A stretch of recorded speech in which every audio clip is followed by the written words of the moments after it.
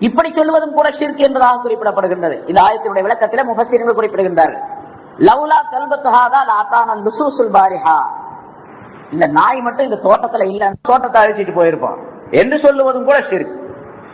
இந்த வாசகத்தை எழுதியே சொல்லி காட்டுகின்றார்கள்.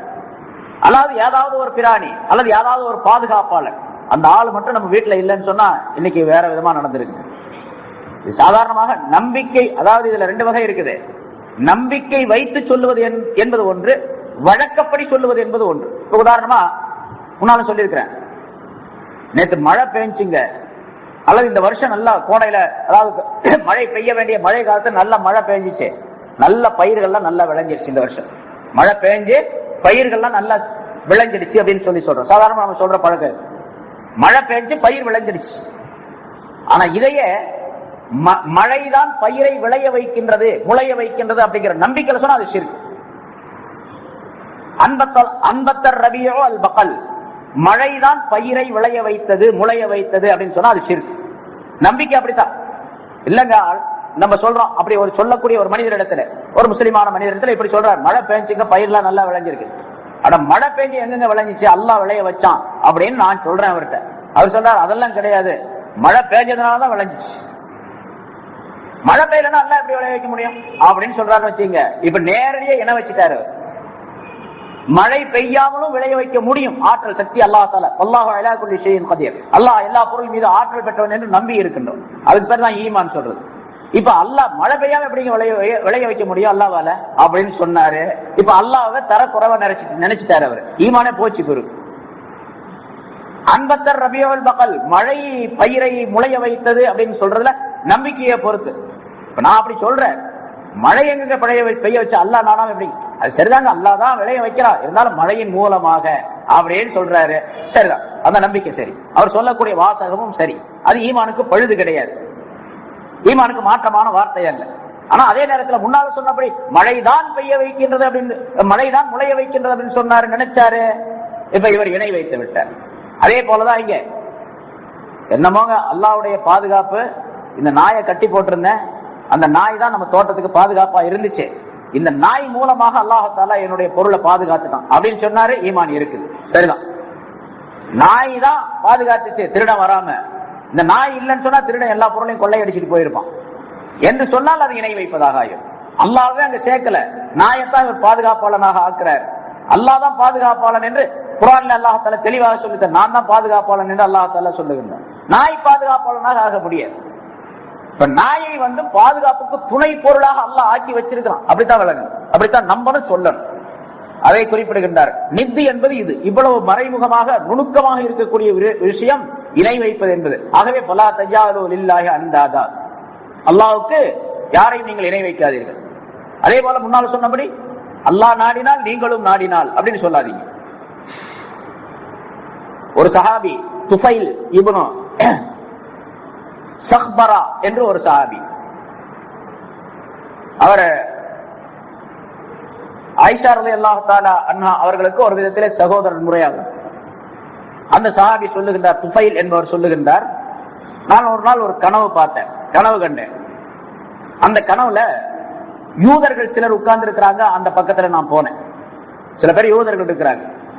நீங்கெல்லாம் யாருன்னு கேட்டேன் நான். நாங்கெல்லாம் யூதர்கள் அப்படின்னு அவங்களே சொன்னாங்க கனவுல. அப்ப நான் சொன்னேன் அந்த யூதர்களை பார்த்து, இன்னக்கும் லஅன்துமுல் கௌம் லௌலா அன்னக்கும் தகூலுன் உஸைர் இப்னுல்லாஹ், நீங்க ஒரு சமுதாயம், எப்படிப்பட்ட சமுதாயம் சொன்னா, உஸைர் என்ற நபியை அல்லாஹ்வுடைய மகன் சொல்லிட்டு இருக்கிறீங்க நீங்க. அல்லாஹ் தஆலா குர்ஆன்ல சொல்லிட்டு காட்டுகிறார், யூதர்கள் உஸைரை அல்லாஹ்வுடைய மகனாக ஆக்கி கொண்டார்கள் அப்படின்னு அல்லாஹ் சொல்றான். உஸைர் என்பவரை, அந்த நபியை அல்லாஹ்வுடைய மகன் என்பதாக சொல்லிக் கொண்டிருக்கின்றீர்களே, அப்படி சொல்லாமல் இருந்தா நீங்க நல்ல சமுதாயம் தான். உஸைரை நபி என்று சொல்லிக் கொண்டிருப்பதனால நீங்க சிறந்த சமுதாயமாக இல்லை அப்படிங்கிற கருத்துல நான் அவர்களிடத்துல சொன்னேன். அப்ப அவங்க திருப்பி என்ன சொன்னாங்க, நீங்க மட்டும் என்னவா, இன்னக்கும் லஅன்துமுல் கௌம் லௌலா அன்னக்கும் தகூலூன மாஷா அல்லாஹ் வ ஷாஅ, நீங்களும் உங்க மக்கள்லாம் சொல்லிட்டு இருக்கிறீங்களே அல்லாஹ் நாடுனதும் முகமது நாடுனதும் நடக்கும் அப்படின்னு சொல்லிட்டு இருக்கிறீங்களே, நீங்க மட்டும் என்னவா அப்படின்னு அவங்க கேட்டாங்க. அவங்க சொன்னாங்க. சரி, நான் அங்க விட்டுட்டு அப்புறம் திரும்ப அங்கிருந்து போயிட்டேன் கனவுல. துபைல்ங்கிறவர் சொல்றாரு. அந்த இடத்தை விட்டு நான் கொஞ்ச தூரம் போனேன். அங்க ஒரு கூட்டம் உட்கார்ந்து இருந்தாங்க. நீங்க யாருன்னு கேட்டேன். நாங்கெல்லாம் நசாராக்கள் அப்படின்னு சொல்லி சொன்னாங்க, கிறிஸ்தவர்கள் சொன்னாங்க. அப்ப நான் அவங்கள பார்த்து சொன்னேன், நீங்க மசீஹுல்லா, அல்லாஹ்வுடைய மகன் என்று ஈசா அலைஹிஸ்ஸலாம் அவர்களை சொல்லிக்கிட்டு இருக்கிறீங்க. அதனால நீங்க அப்படி சொல்லாம இருந்தா நல்ல கூட்டம் தான், நீங்க இப்படி எல்லாம் சொல்லிக்கிட்டு இருக்கிறீங்களே என்று நான் அவர்களை பார்த்து சொன்னேன். அவங்க சொன்னாங்க, அந்த முந்தினவங்க சொன்ன மாதிரியே, யூதர்கள் சொன்ன மாதிரியே சொன்னாங்க, நீங்க மட்டும் என்ன ரொம்ப நல்லவங்களா, நீங்களும் தான் மாஷா அல்லாஹ் மாஷா ஷா முஹம்மது, அல்லாஹ் நாடினா முகமது நாடினால் நடக்கும் அப்படின்னு சொல்லிட்டு இருக்கிறீங்க என்று அவர்களும் என்னை பார்த்து சொன்னார்கள். நான் விழித்துக் கொண்டேன். கனவுல இருந்து விழிச்சாச்சு. காலையில நான் வெளியே போகும்போது இந்த கனவை 2-3 பேர்த்திட்ட சொல்லிட்டேன். நான் இப்படி ஒரு கனவு கண்டப்பா அப்படின்னு சொல்லி பல பேர்த்திட்ட சொல்லிட்டேன். சொன்ன பிறகு ரசூலுல்லாஹி ஸல்லல்லாஹு அலைஹி வஸல்லம் அவர்களிடத்துல நான் வந்தேன். ரசூலுல்லாஹி ஸல்லல்லாஹு அலைஹி வஸல்லம் அவர்களிடத்துல இதை பற்றி நான் சொன்னேன். யார சொல்லலாம், ராத்திரி இப்படி ஒரு கனவு கண்டேன் அப்படின்ட்டு. ஸல்லல்லாஹு அலைஹி வஸல்லம் கேட்டாங்க, இந்த கனவு வேற யார்ட்டையும் சொன்னையா அப்படின்னு கேட்டாங்க. ஆமா யார சொல்ல, வர்ற வழியில 2-3 பேர்த்திட்ட சொல்லிட்டேன் அப்படின்னு நான் சொன்னேன்.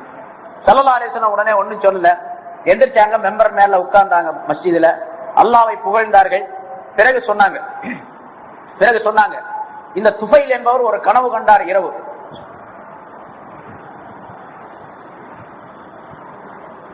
கனவு கண்டார். அந்த கனவை உங்களிலே சிலரிடத்திலும் கூட சொல்லிட்டார். அவர் அந்த கனவை உங்களிடத்தில் சொல்லிவிட்டார்.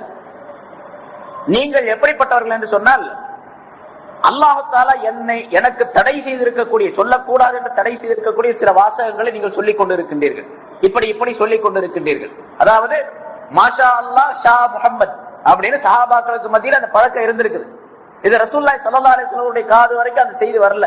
இந்த கனவு கண்டதன் மூலமாக அந்த செய்தி வந்துருச்சு. இப்போ அல்லாஹ் நாடினால் முகமது நாடினால் அப்படின்னு அல்லாஹ்வுக்கு இணையாக முஹம்மது ஸல்லல்லாஹு அலைஹி வஸல்லம் அவர்களையும் என்னையும் நீங்கள் ஆக்கி வைத்திருக்கின்றீர்கள். சொல்லக்கூடாத, அல்லாஹ் என்னை தடை செய்து வைத்திருக்கக்கூடிய ஒரு விஷயத்தை, வார்த்தையை நீங்கள் சொல்லிக் கொண்டிருக்கின்றீர்கள். ஆகவே இன்றையிலிருந்து நீங்க என்ன பண்ண, இப்பொழுது இருந்து பலா தக்கூலு மாஷா அல்லாஹ் ஷா முஹம்மத் என்று சொல்லாதீர்கள். அல்லாஹ் நாடினா முகமது நாடினா நடக்கும் அப்படின்னு சொல்லாதீங்க. வலாக்கின் கூலு மாஷா அல்லாஹ் வஹ்தா, அல்லாஹ் மட்டும் நாடினால் நடக்கும் அப்படின்னு சொல்லுங்க என்று ஸல்லல்லாஹு அலைஹி வஸல்லம் அவர்கள் சொல்லி தந்தார். இந்த ஆயத்திற்கு விளக்கமாக இந்த சம்பவத்தை சொல்லி காட்டி, இதுவும் இப்படி சொன்னாலும் இணை வைப்பதுதான், இப்படி சொன்னாலும் அதுவும் நித்து என்ற இணையை சேர்ந்ததுதான் என்பதாக குறிப்பிடுகின்றார். இந்த இணை கூட நீங்க உங்களிடத்தில் வரக்கூடாது. பலா தஜஅலூ லில்லாஹி அந்தாதா, ஆகவே அத்தகைய அல்லாஹ்வுக்கு நீங்கள் எந்த இணைகளையும் ஆக்காதீர்கள். எந்த இணைகளையும் ஆக்காதீர்கள். இணைகள் பலவிதம் இருக்கின்றன, எதையும் ஆக்காதீர்கள் என்று அல்லாஹ் தஆலா அந்த ஆயத்திலே சொல்லி காட்டுகின்றார். ஸல்லல்லாஹு அலைஹி வஸல்லம் அவர்கள் இந்த ஆயத்துக்கு விளக்கம் எழுதும்போது முஃபஸ்ஸிரீன்கள் மற்றொரு சம்பவத்தையும் சொல்லி காட்டுகின்றார்கள். நபி யஹ்யா அலைஹிஸ்ஸலாம் அவர்களுக்கு அல்லாஹ் தஆலா ஒரு 5 விதமான கட்டளைகளை சொல்லி காட்டினான். பனி இஸ்ரவேலர்களுக்கும், யஹ்யா அலைஹிஸ்ஸலாத்துடைய காலத்தில் உள்ள அந்த சமுதாயம் பனி இஸ்ரவேலர்கள், பனி இஸ்ராயீல் என்று சொல்லப்படக்கூடிய அந்த சமுதாயத்திற்கும் அவர்கள் அமல் செய்ய வேண்டும் என்று நீர் கட்டளையிட வேண்டும் என்ற 5 விஷயங்களை அல்லாஹ் தஆலா நபி யஹ்யா அலைஹிஸ்ஸலாம் அவர்களுக்கு கட்டளையிட்டார்.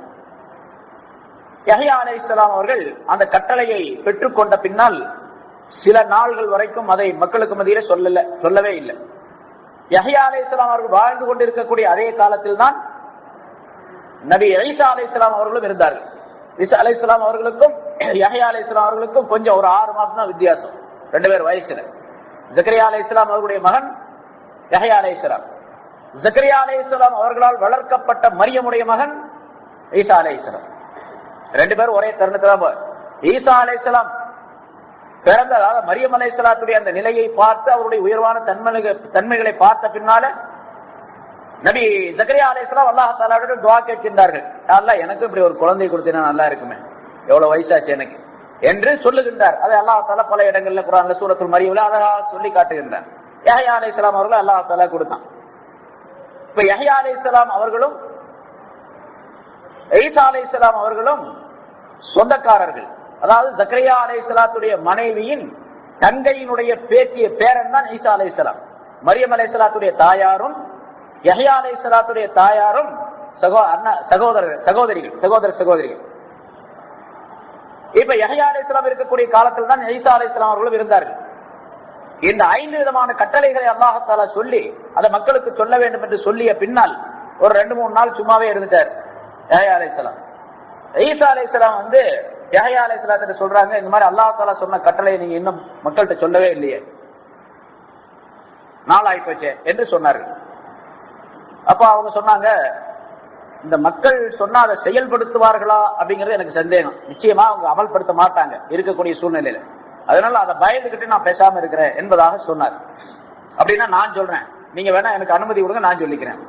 இல்ல இல்ல நானே சொல்லிடுறேன் அப்படின்னு சொல்லிட்டு அப்புறம் திரும்ப யஹ்யா அலைஹிஸ்ஸலாம் அவர்கள் பனி இஸ்ராயில் என்ற அந்த கூட்டத்தாரை பைத்துல் முகத்தஸ் என்ற அந்த மஸ்ஜிதிற்கு வரவழைத்து ஒன்று கூட்டினார்கள். எல்லாரையும் ஒன்று கூட்டி அந்த 5 விஷயங்களை ஒவ்வொன்றாக அந்த மக்களிடத்திலே சொல்லி காட்டுகின்றார்கள். எல்லாம் தெரிஞ்ச விஷயம் தான், நமக்குள்ள விஷயம் தான், நம்ம சாதாரணமா செய்யக்கூடிய விஷயம் தான் அது. ஆனா அல்லாஹ் தஆலா கட்டளையாக அதனை சொல்லி அந்த கௌமுகளுக்கு சொல்ல வேண்டும் என்று கட்டளை இடுகின்றார். அது என்ன? முதலாவதாக அன் தஅபுதுல்லாஹ வலா துஷ்ரிகு பிஹி ஷைஆ, அல்லாஹ்வையே நீங்கள் வணங்க வேண்டும், அவனுக்கு எந்த பொருளையும் இணை வைக்க கூடாது. இதுதான் முதல் கட்டளை. அதான் இருக்கிறதுலே பெரிய கட்டளை. அந்த கட்டளை நிறைவேற்றப்பட்டால் அப்புறம் எல்லா கட்டளைகளும் சரியாக வந்துடும். சொன்னபடி முதல்ல சொன்ன சில விளக்கங்களின்படி இணை என்பது எந்த விதத்திலும் வந்துவிடக் கூடாது என்ற சூழ்நிலையிலே மனிதன் தன்னுடைய வாழ்க்கையை சரியாக்கி கொண்டால் எல்லா விதமான அமல்களும் அதுக்குள்ள வந்துடும். வரக்கூடிய வாய்ப்பை அல்லாஹ் தஆலா உண்டாக்கி வச்சிருவோம், மனப்பான்மை வந்துடும். அதனால முதல்ல அல்லாஹ்வையே வணங்க வேண்டும், நீங்கள் வேறு எந்த பொருளையும் அவனுக்கு இணை வைக்க கூடாது என்று சொல்லிவிட்டு இதற்கு ஒரு உதாரணம் எப்படி என்றால் ஒவ்வொன்றுக்கும் ஒரு உதாரணத்தையும் சொல்லி காட்டு. அல்லாஹ் சொன்னதை சொல்லி காட்டுகின்றார்கள். இதற்கு ஒரு உதாரணம் ஒரு மனிதனை போன்று. அந்த மனிதன் ஒரு அடிமையை வாங்கினான், அடிமையை விலை கொடுத்து வாங்கினான்.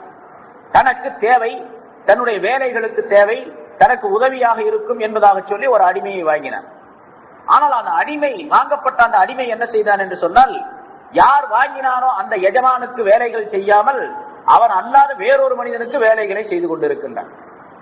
வேறொருவருக்கு ஹித்மத் செய்து கொண்டிருக்கிறான், ஹாதிமாக இருந்து கொண்டிருக்கின்றான். இந்த எஜமான் வாங்கிய எஜமானுக்கு எந்த விதமான வேலையையும் செய்வதே இல்லை. இந்த மனிதனை போன்று இணை வைக்கக்கூடிய மனிதன் இருக்கின்றான். ஆகவே அந்த கட்டளையிலே அல்லாஹ் தஆலா சொல்லிக்காக்கும் யசுர்ருஹு அன் யகூன அபத, அப்படிப்பட்ட ஒரு அடிமையை தனக்கு அடிமையாக வைத்துக் கொள்வதற்கு எந்த மனிதன் பிரியப்படுவான் என்று அல்லாஹ் தஆலா சொல்ல சொன்னான் என்று யஹ்யா அலைஹிஸ்ஸலாம் அவர்கள் சொல்லுகின்றார். இதே போன்றுதான் அல்லாஹ் தஆலா உங்களை படைத்தான், உங்களுக்கு உணவளிக்கின்றான், உங்களுக்கு தேவையான எல்லா வசதிகளையும் வாய்ப்புகளையும் வானங்கள் பூமி அனைத்திலிருந்தும் செய்து கொடுத்திருக்கின்றான். ஆகவே அவனையே நீங்கள் வணங்குங்கள், அவனுக்கு எந்த பொருளையும் நீங்கள் இணை வைக்க கூடாது. எந்த பொருளையாவது இணை வைத்தால் அந்த அடிமையை போன்று நீங்கள் ஆகிவிடுவீர்கள் என்பதாக அல்லாஹ் தஆலா முதல் கட்டளையை உங்களுக்கு சொல்ல சொன்னான். இரண்டாவது கட்டளை தொழுகையை நிலைநிறுத்துமாறு உங்களுக்கு அல்லாஹ் தஆலா கட்டளை இடுகின்றான். பாமரக்கும் பிஸ்ஸலா. ஏனென்றால் ஒரு மனிதன், தொழுகையில் இருக்கக்கூடிய மனிதன் எப்படிப்பட்டவன் என்று சொன்னால் அவன் ஒரு மனிதனை போன்று.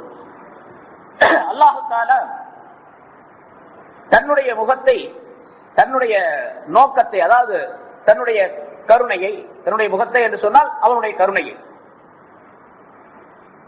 தொழுகையிலே நிலையாக நின்று அந்த பக்கமும் இந்த பக்கம் திரும்பி பார்க்காமல் ஒரே நிலையில் இருந்து தொழுகின்றானே, அந்த மனிதனுடைய முகத்துக்கு நேராக தன்னுடைய முகத்தை அமைத்து வைத்துக் கொள்ளுகின்றான் அல்லாஹ் தஆலா.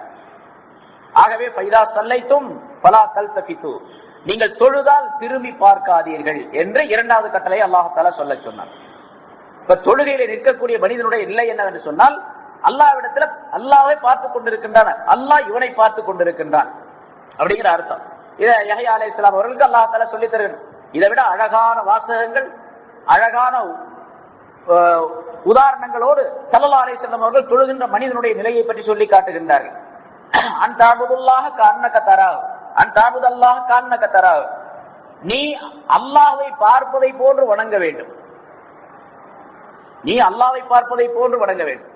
அப்ப அல்லாஹ்வை பார்க்கிறது, அல்லாஹ் பார்க்கறத போன்று வணங்க வேண்டும். அல்லாஹ்வை தான் பார்க்க முடியாது, அப்ப எப்படி வணங்குறது அப்படின்னு ஒரு கேள்வி வரும். சரி, அல்லாஹ்வை பார்க்கறத போன்றுனா அவனுடைய ஜாத், அவனுடைய உருவத்தை பார்ப்பதல்ல, அவனுடைய சிபாத்துகளை பார்ப்பது அப்படிங்கிற அர்த்தம். சரி, அதுவும் முடியல உன்னால, பைல்லம் தகுன் தராஹு, அவனை நீ பார்க்கவில்லை என்று சொன்னாலும் பைன்னஹு யராக, அவன் உன்னை பார்க்கின்றான் என்ற எண்ணத்திலாவது வணங்க வேண்டும். இரண்டாவது, இது இஹ்சான் என்பதற்கு ஸல்லல்லாஹு அலைஹி வஸல்லம் அவர்கள் சொல்லி தரக்கூடிய விளக்கம், அதற்கு ஏராளமான ஞானவான்கள் ஏராளமான விளக்கங்களை சொல்லி தந்திருக்கின்றார்கள். அது வேற விஷயம். அதாவது இதை விட ரொம்ப அழகான உதாரணம் அது, அதுக்காக சொல்லப்படுகின்றது. எங்க யஹ்யா அலைஹிஸ்ஸலாம் அவர்களுக்கு அல்லாஹ் தஆலா சொன்ன கட்டளை, ஒரு மனிதன் தொழுகையில் இருக்கக்கூடிய நேரத்தில் அல்லாஹ் தன்னுடைய முகத்தை அவருடைய முகத்தோடு நோக்கி வைத்துக் கொண்டிருக்கின்றான். ஆகவே தொழுகையில் இருக்கக்கூடிய எந்த மனிதரும் திரும்பி பார்க்க வேண்டாம். தொழுகையில் யாராவது திரும்புவோமா? அப்படி ஒரு காலம் இருந்துச்சு, கட்டம் இருந்துச்சு. தொழுகை கடமையாக்கப்பட்ட ஆரம்ப நேரங்களில் எல்லாம் சஹாபாக்கள் தக்பீர் கட்டிக்குவாங்க. பக்கத்துல யாராவது வந்தா இப்படி வந்து நில்லுங்க அப்படின்னு சொல்லுவாங்க. வந்தா சலாம் சொல்லுவாங்க, அஸ்ஸலாமு அலைக்கும், அவர் பதில் சொல்லுவாரு. இல்ல இவரு சலாம் சொல்லுவாரு, அவர் பதில் சொல்லுவாரு. சஹாபாக்கள் சலாம் சொல்லுவாங்க, ஸல்லல்லாஹு அலைஹி வஸல்லம் பதில் சொல்லுவாங்க தக்பீர் கட்டிக்கிட்டு. இப்படிலாம் இருந்துச்சு. ஹபஷா நாட்டுக்கு அபிசீனியாவுக்கு ஹிஜ்ரத் செய்தார்கள்.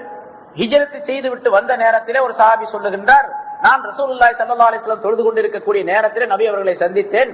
நான் சலாம் சொன்னேன், ரசூலுல்லாஹ்வுக்கு பதிலே சொல்லல, பேசாம தொழுதுகிட்டே இருந்தாங்க. எனக்கு கவலையா போச்சு, நம்ம ஏதாச்சும் குற்றம் செஞ்சிட்டோமா? ரசூல் பதில் சொல்லி ரசூலுல்லாஹ் சலாம் சொல்லி ஸல்லல்லாஹு அலைஹி வஸல்லம் பதில் சொல்லவே இல்லை அப்படின்னு கவலையா போச்சு.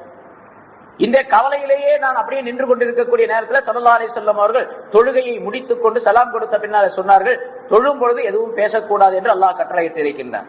தொழும் பொழுது சலாமுக்கு பதில் சொல்லக்கூடாது என்பதாக கட்டளையிட்டு இருக்கின்றான் என்று சொல்லி தொழுது முடித்த பின்னால் அந்த சலாமுக்கு பதில் சொன்னார்கள் ஸல்லல்லாஹு அலைஹி வஸல்லம். இப்ப ஆரம்ப காலத்துல அப்படி ஒரு நிலை இருந்தது. பேசுறது, பார்க்கறது, எல்லா விதமான திரும்பி திரும்பி பார்க்கறது, எல்லா விதமான நிலைகளும் இருந்தன. இந்த ஆரம்ப கட்டம். அதற்கு பின்னால் கட்டளை பிறப்பிக்கப்பட்டது, ஆடாமல் அசையாமல் நின்றார்கள். அதற்கு பிறகு உள்ள நிலை சஹாபாக்களுக்கு சொல்லப்படுகின்றது. அபூபக்கர் சித்திக் போன்ற பெரும் பெரும் சஹாபாக்கள் எல்லாம் ஒரு குச்சியை நட்டு வைத்ததை போன்று அப்படியே நிற்பார்கள் என்பதால். தொழுகையில் நின்றால் ஒரு குச்சி நட்டு வைக்கப்பட்டால், பலமாக நட்டு வைக்கப்பட்டால் எவ்வளவு பெரிய காத்தடிச்சாலும் ஆடாது, அசையாது. அதே போல அப்படியே நிற்பாங்க தொழுக முடிகிற வரைக்கும் என்று அவர்களை பற்றி சொல்லப்பட்டிருக்கு. சரி, இது திரும்பி பார்க்க கூடாது அப்படிங்கிறது. பலா தல்தபித்து, தொழுகையில் இருந்தால் நீங்கள் திரும்பி பார்க்க கூடாது அப்படின்னு சொன்னா வெறுமனே உடலை திருப்புவது, அது கண்களை திருப்புவது என்பது மட்டுமல்ல, மனதையும் கூட திருப்பக்கூடாது, மனசையும் திருப்பக்கூடாது. மனசு எங்க இருக்க வேண்டும்? அல்லாஹ் ரசூலுடைய கட்டளைகளிலே, அல்லாஹ்வுடைய தியானத்திலே, திக்ரிலே இருக்க வேண்டும். ஏனென்றால் தொழக்கூடிய மனிதன் தான் திக்ரிலே பெரிய திக்ர் செய்து கொண்டிருக்கின்றார் அப்படிங்கிறார். என்னை நினைப்பதற்காக தொழுவீராக என்று அல்லாஹ் தஆலா சொல்லுகின்றான். தொழுகையிலே நினைப்பு இருக்கிறது, திக்ர் இருக்குது. திக்ர் இல்லாவிட்டால் அதுக்கு பேர் தொழுகையே அல்ல. அந்த தொழுகை பரிபூர்ணமான தொழுகையே அல்ல. இதையெல்லாம் இரண்டாவது கட்டளையாக யஹ்யா அலைஹிஸ்ஸலாம் அவர்கள் சொல்லி காட்டினார்கள். மூன்றாவதாக வா அமரக்கும் பிஸ்ஸியாம், உங்களுக்கு நோன்பு வைக்க வேண்டும் என்று உங்களுக்கு அல்லாஹ் தஆலா கட்டளையிட்டுள்ளார். இதுக்கு ஒரு உதாரணம் எப்படி என்றால், உனக்கு ஒரு உதாரணத்தை சொல்றாங்க. இது ஒரு மனிதரை போன்று, அவனிடத்தில் ஒரு பை இருக்கின்றது, அந்த பைய நிறைய கஸ்தூரி இருக்கின்றது, பை நிறைய கஸ்தூரி இருக்கின்றது. அந்த கஸ்தூரி எப்பொழுதுமே மனம் கமழ்ந்து கொண்டே இருக்கும். இப்ப நோன்பு வைக்கக்கூடிய மனிதன் கஸ்தூரி பையை தன்னிடத்தில் வைத்துக் கொண்டிருப்பவனை போன்று. அந்த பை எது தெரியுமா? அவனுடைய வாய் தான். நோன்பு வைத்திருக்கக்கூடிய வாய் கஸ்தூரி பை.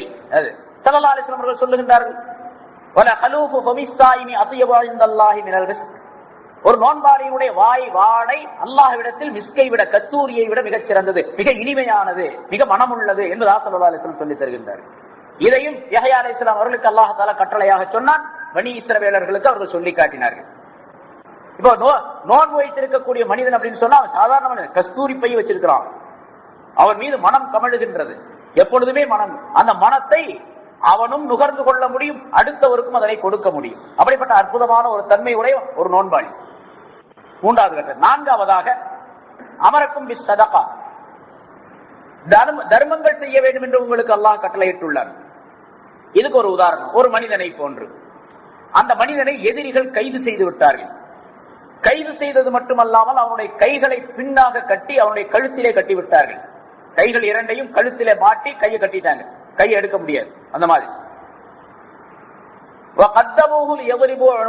அவனை பிடிச்சி இழுத்துக்கிட்டு போறாங்க, அவன் கழுத்தை வெட்டுறதுக்காக வேண்டி. கைகளை கட்டி கழுத்துல கட்டி அவனை கொண்டு போறாங்க கொலை களத்திற்கு, கொலை செய்வதற்காக வேண்டி. அப்ப அவன் சொல்றான், காலலகும் ஹல்லக்கும் அன் அப்ததிய நஃப்ஸீ மின்கும், நான் ஏதாவது உங்களுக்கு நஷ்ட ஈடு கொடுத்து இந்த தண்டனையை விட்டு தப்பித்துக் கொள்ள முடியுமா அப்படின்னு கேட்கிறான். ஆம் கொடுக்கலாம் அப்படின்னு சொல்லி அவங்க சொல்றாங்க. நீ கொடுத்தா உன்னுடைய உயிரை, ஏதாச்சும் நஷ்ட ஈடு கொடுத்தீங்கன்னா நீ தப்பிச்சுட்டு போகலாம், உன்னுடைய உயிரை நாங்க உன்னை கொல்லாமல் விட்டு விடுகின்றோம், நீ தப்பித்துக் கொள்ளலாம் அப்படின்னு சொல்லி. அவன் தன்னிடத்தில் இருக்கக்கூடிய கொஞ்சமான பொருள், அதிகமான பொருள் எது எது இருக்கின்றதோ அதையெல்லாம் கொடுத்து ஃபிதியாவாக, நஷ்ட ஈடாக கொடுத்து தன்னுடைய உயிரை காப்பாற்றிக் கொள்ளுகின்றான். கொஞ்சம் பொருள், அதிகமான பொருள், எந்தெந்த பொருள் இருந்துச்சோ அதெல்லாம் கொடுத்து ஹத்தா ஃபுக்க நஃப்ஸஹு, தன்னை விடுவித்துக் கொள்ளக்கூடிய நிலை வரைக்கும் அந்த பொருளை கொடுத்து தன்னை விடுவித்துக் கொள்ளுகின்றான். இது போன்று இருக்கின்றான் சதகா செய்யக்கூடிய ஒரு மனிதன். சதகா செய்யாத நிலையில் அவன் எப்படி இருக்கின்றான் என்று சொன்னால், எதிரிகளிடத்தில் மாட்டிக்கொண்டு கொலைக்களத்திற்கு அழைத்து செல்லப்படக்கூடிய மனிதனை போன்று இருக்கின்றான். சதகா கொடுக்கிறான், 10 ரூபா கொடுத்தா ஒரு நாளைக்கு கொஞ்சம் விடுதலை, இன்னொரு 10 ரூபா அடுத்த நாள், இன்னொரு 100 ரூபாய், 1000 ரூபாய், 2000 ரூபாய் என்ற தீனுடைய சேவைகளுக்கு அல்லாஹ்வுடைய பாதையிலே ஏழை எளியவர்களுக்கு கொடுக்கக்கூடிய நேரங்களில் எல்லாம் இவன் கைதியாக இருக்கக்கூடிய அந்த கைதி நிலையை விட்டும் தப்பித்துக் கொள்ளுகின்றான், விடுவிக்கப்பட்டு விடுகின்றான். கடைசியாக சதகா செய்து செய்து தன்னுடைய கைதி நிலையை காப்பாற்றிக் கொள்ளுகின்றான். இந்த மனிதன் உரிமையாளனாக சுதந்திரமான மனிதனாக ஆக்கப்பட்டு அல்லாஹ் தஆலாவிடத்தில் வெற்றி பெறக்கூடியவராக ஆகிவிடுகின்றான் என்று சதகா செய்வதற்கு உதாரணத்தை குறிப்பிட. ஆக சதகா செய்ய வேண்டும் என்று உங்களுக்கு கட்டளையிடுகின்றான். ஐந்தாவதாக அமரக்கும் பிஸிக்ரில்லாஹி கஸீரா, நீங்கள் அதிகமாக அல்லாஹ்வை திக்ர் செய்ய வேண்டும் என்று உங்களுக்கு கட்டளையிட்டு இருக்கின்றான் அல்லாஹ் தஆலா. இந்த திக்ர் செய்ய இதற்கு ஒரு உதாரணம் எப்படி என்றால், ஒரு மனிதனை போன்று எதிரிகள் அவனை விரைவாக தேடிக்கொண்டிருக்கின்றார்கள். எதிரிட ஆகப்படாம எதிரிகளிடத்திலிருந்து மறைந்து வாழுகின்றான். எதிரிகள் இந்த மனிதனை தேடிக்கொண்டிருக்கின்றார்கள். இந்த மனிதன் என்ன செய்தார் என்று சொன்னால், ஒரு பலம் வாய்ந்த ஒரு கோட்டைக்குள்ளே வந்து தஞ்சம் புகுந்து கொண்டார். பலமான ஒரு கோட்டை, அதற்குள்ளே வந்து தன்னை அடைக்கலமாக தஞ்சமாக ஆக்கி கொண்டார். இதே போன்று இருக்கின்றான் திக்ர் செய்யக்கூடிய மனிதன், அதிகமாக திக்ர் செய்யக்கூடிய, திக்ர் செய்வதில் அதிகமாக திக்ர். குர்ஆன்ல அல்லாஹ் தஆலா அமல் செய்யுங்கள் என்று சொல்லக்கூடிய இடங்களில் எல்லாம் தொழுங்கள், நோன்பு வையுங்கள், ஹஜ் செய்யுங்கள் அப்படின்னு சொல்லி இருப்பான். திக்ரை பற்றி சொல்லக்கூடிய இடங்களில் வஸ்குருல்லாஹ திக்ரன் கஸீரா, அல்லாஹ்வை அதிகமாக திக்ர் செய்யுங்கள் என்று பல இடங்களில் அல்லாஹ் தஆலா சொல்லுகின்றான். அதே யஹ்யா அலைஹிஸ்ஸலாம் அவர்களுக்கும் கட்டளையாக அல்லாஹ் தஆலா சொல்லுகின்றான், அல்லாஹ்வை அதிகமாக திக்ர் செய்ய வேண்டும் என்று உங்களுக்கு கட்டளையிட்டு இருக்கின்றான். இந்த மனிதன் ஒரு கோட்டைக்குள்ளே புகுந்து தன்னை தற்காத்துக் கொண்டாரே, அந்த மனிதனை போன்று இவன் இருக்கின்றான். ஒரு மனிதன் திக்ர் செய்ய ஆரம்பித்தால், இந்த திக்ர் செய்வதற்கு முன்னதாக ஷைத்தான் என்ற எதிரி இந்த மனிதனை தேடிக்கொண்டு இருக்கின்றான். எப்படியாவது இவன் புடிச்சிட்டு போயிடணும் அப்படின்னு. இவன் திக்ர் செய்ய ஆரம்பித்தால் ஒரு பெரிய பலமான கோட்டைக்குள்ளே இவன் நுழைந்து கொள்ளுகின்றான். ஷைத்தான் அந்த இடத்துக்கு வரவே முடியாது. அந்த எதிரி இவனை வந்து தாக்கவே முடியாது. தாக்க முடியாது மட்டுமல்ல, இவனை பார்க்கவே முடியாது. இந்த மனிதனை ஷைத்தான் பார்க்க முடியாத ஒரு அற்புதமான பாதுகாப்பான கோட்டைக்குள்ளே, ஜிக்ர் என்ற கோட்டைக்குள்ளே இவன் நுழைந்து கொள்ளுகின்றான் என்று ரசூலுல்லாஹி ஸல்லல்லாஹு அலைஹி வஸல்லம் அவர்கள் யஹ்யா அலைஹிஸ்ஸலாம் அவர்களுக்கு அல்லாஹ் தஆலா இந்த 5 கட்டளைகளை சொல்லி அதை பனி இஸ்ரவேல் என்ற மக்களுக்கு சொல்லுமாறு அல்லாஹ் தஆலா கட்டளையிட்டான் என்பதாக குறிப்பிட்டு இந்த ஆயத்திற்கு ஒரு விளக்கம் சொல்லி காட்டினார்கள். ஃபலா தஜாலு லில்லாஹி அந்தாதா, நீங்கள் அல்லாஹ்வுக்கு இணைகளை ஆக்க வேண்டாம் என்று அல்லாஹ் தஆலா சொல்லக்கூடிய இந்த ஆயத்துக்கு முதலாவது இணை வைக்க கூடாது என்று சொல்லி மற்ற 4 காரியங்களையும் கட்டளைகளையும் அல்லாஹ் தஆலா சொல்லி காட்டுகின்றார். யஹ்யா அலைஹிஸ்ஸலாம் அவர்கள் இந்த சம்பவத்தை, யஹ்யா அலைஹிஸ்ஸலாம் அவர்களுக்கு அல்லாஹ் தஆலா சொன்ன இந்த சம்பவத்தை ஸல்லல்லாஹு அலைஹி வஸல்லம் அவர்கள் சொல்லி காட்டிவிட்டு சஹாபாக்களுக்கு சொல்லுகின்றார்கள், நான் உங்களுக்கு ஒரு 5 கட்டளைகளை சொல்லுகின்றேன். இது யஹ்யா அலைஹிஸ்ஸலாம் பனி இஸ்ரவேலுக்கு சொன்னாங்க. நான் ஒரு 5 விஷயத்தை உங்களுக்கு சொல்றேன். அல்லாஹு அமரனி பிஹின்ன, அல்லாஹ் தஆலா அந்த 5 கட்டளை எனக்கு சொன்னா உங்களுக்கு சொல்லுமாறு என்று ஸல்லல்லாஹு அலைஹி வஸல்லம் அவர்கள் சஹாபாக்களிடத்தில் சொல்லி காட்டினார்கள் என்பதாக குறிப்பிடுகிறார். இன்ஷா அல்லாஹ் அந்த 5 விஷயங்களை அடுத்த வாரம் சொல்லுவோம், நேரம் ஆயிடுச்சு. அதே போன்று இன்னும் சில விஷயம், ஃபலா தஜாலு லில்லாஹி அந்தாதன் என்பதற்கு வேறு சில விளக்கங்களும் சொல்லப்பட்டு இருக்கின்றன. அல்லாஹ் தஆலாவுக்கு இணை வைப்பது சம்பந்தமாக, இணை வைக்க கூடாது என்பது சம்பந்தமாக பல விளக்கங்கள். இன்ஷா அல்லாஹ் அதை அடுத்த வாரம் நாம் பார்ப்போம். எனவே அல்லாஹ் தஆலா மனிதனுக்குள்ளே நியாமத்தை அன்புசி, மனிதனுக்குள்ளே ஏராளமான நியாமத்துகள் பாக்கியங்களை தந்து அதை சிந்தித்து பார்க்குமாறு குறிப்பிடுகின்றார். நியாமத்தை ஆபாத்தி மனிதனுக்கு வெளியே வானம் பூமியிலே பல நியாமத்துகளை அமைத்து வைத்து அவற்றையெல்லாம் சிந்தித்து பார்க்க வேண்டும். சிந்தித்து பார்ப்பதனுடைய நிலை என்னவென்று சொன்னால், சிந்திப்பதனுடைய முடிவு என்னவென்றால் அவனை வணங்க வேண்டும். அதான் அல்லாஹ்வை வணங்க வேண்டும்.